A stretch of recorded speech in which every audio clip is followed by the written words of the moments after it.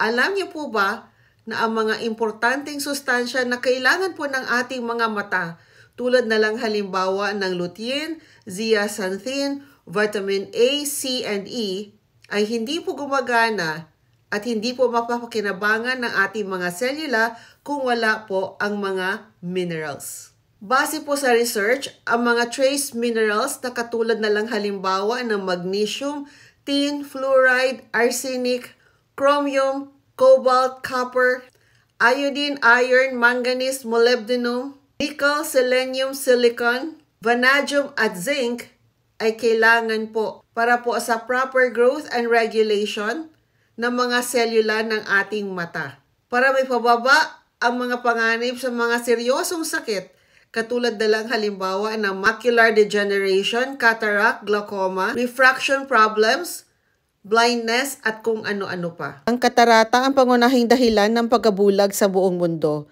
Nawawala ang optical homogeneity at ang pagiging transparent ng lente ng ating mga mata, at kaya nangyayari ito, sabi ng isang pag-aaral, ay dahil sa kakulangan ng magnesium at potassium at sa pagtaas naman ng calcium at sodium ng ating mga mata na nagiging sanhi naman ng pagkunat at pagtigas ng ating mga ugat o yung tinatawag natin na atherosclerosis.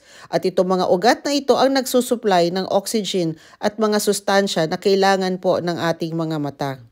Kaya napakaganda po talaga nitong Renew Clarity Drops dahil gawa ito sa all-natural ionic trace minerals na galing po sa Great Salt Lake ng Utah, USA na balanse na po ang mga minerals. Kaya pag palagi po natin itong pinapatak, ay nare-regulate po niya ang imbalance ng minerals sa atin pong mga mata at napupunan din po niya ang kakulangan ng mga minerals na kailangan din po ng ating mga mata. Meron din po itong taglay na zinc minerals na kailangan po para sa kalusugan ng ating mata dahil bit-bit ni zinc ang vitamin A na nakaimbak naman sa atin pong atay at dinadala niya po ito sa retina ng ating pong mata. Gaano po talaga ka-epektibo itong si Renew Clarity Serum Drops? Aba, sabi po ni Lea Camposo, nung nagka-sore eyes kami, pamilya, hindi talaga umabot sa sobrang pula at maga yung mata. At yung kuliti sa mata ng asawa ko, pinatakan namin bago matulog pagka umagahan na wala na talaga. Sabi naman po ni Ma'am Inila Ranle, salamat Doc sa eye drops nyo, di na watery at itchy ang mata ko.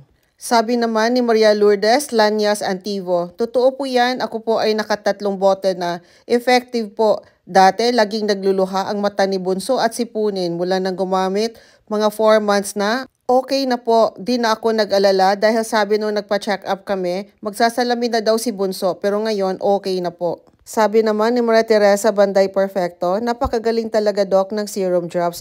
Gumaling ang dalawang mata ko, pati na po ang mama ko na wala daw ang pangangati. Pati na po yung bayaw ko na kailangan operahan ang dalawang mata dahil sobrang malabo. Sabi ng kapatid ko ay umigi-igi na. Kaya nagpapasalamat ako sa iyo, Doc. Malaking tulong po talaga ang mga product mo. Blessing ka po sa amin. Paano ba ina-apply itong Renew Serum Clarity Drops? Nilalagay lang po ito sa mata, 1 to 3 drops every 4 to 6 hours. Depende po sa kung ano ang problema ng ating mata. Pero tandaan po natin na ang kalusugan po ng ating mga mata ay hindi lang po nagdidepende sa pagpatak ng Renew Clarity Drops. Aba, kailangan din po natin kumain ng healthy. Tayo po ay mag-relax. We should lead a healthy and clean lifestyle. We should exercise regularly and seek consult kung kinakailangan.